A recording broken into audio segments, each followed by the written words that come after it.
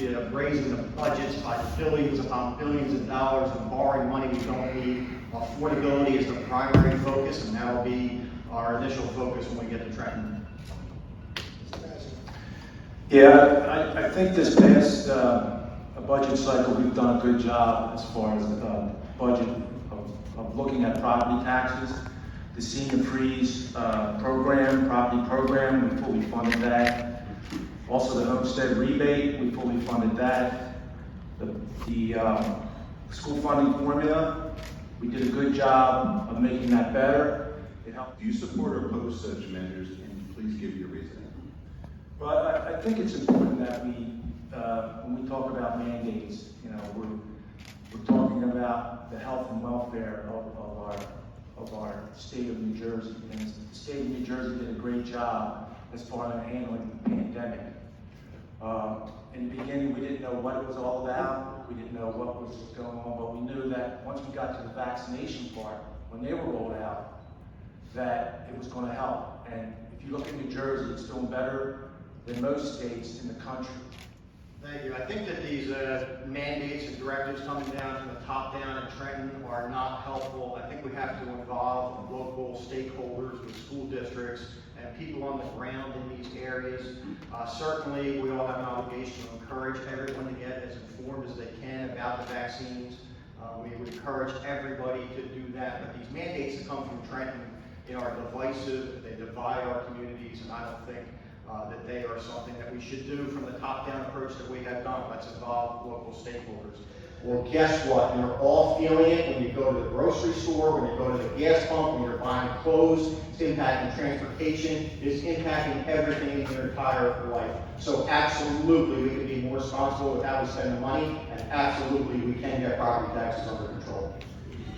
Yeah, the state's responsibility isn't to raise property taxes. That comes from the municipal level. That's where all the money, the revenue comes through. Just want to make that clear.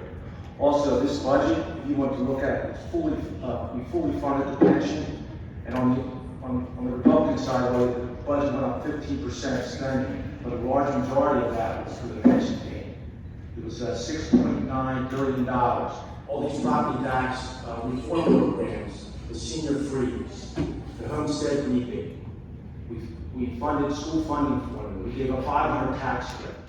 So we know that education is very important, but it's not necessarily just sending students to college. We have to make sure that on our secondary level, when a child graduates from the 12th grade, if he's not planning on college, he should have the skills that are going to be able to get him into good paying jobs. We need to diversify beyond just the economy we have now, and we should be doing that by bringing businesses to the South Jersey, to Atlantic County in particular, using the assets that are available from the state and the federal government financially to make it affordable and to invite new businesses beyond just a tourism business. I believe that we can diversify the economy here in Atlantic County. We already see a lot of more medical fields here. We have 2 hospitals, one here in Atlantic City, one in Galloway and Summers Point. The FAA has been a great resource for Atlantic County. Obviously, our casinos are our bloodline. And I also believe that we need to encourage small businesses to come to New Jersey. But I also think the education of our youth through trade schools, everyone is not designed or mandate that they would go to college. We need individuals that are plumbers, electricians, carpenters, to fill these jobs that are out there, and they are out there.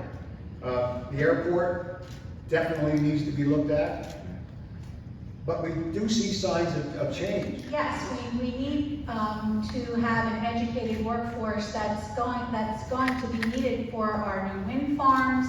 We're diversifying the economy at the airport, and Atlantic Cape Community College and ACIT are receiving funding specifically to train people to work in those trades and technical fields that are not necessarily college related.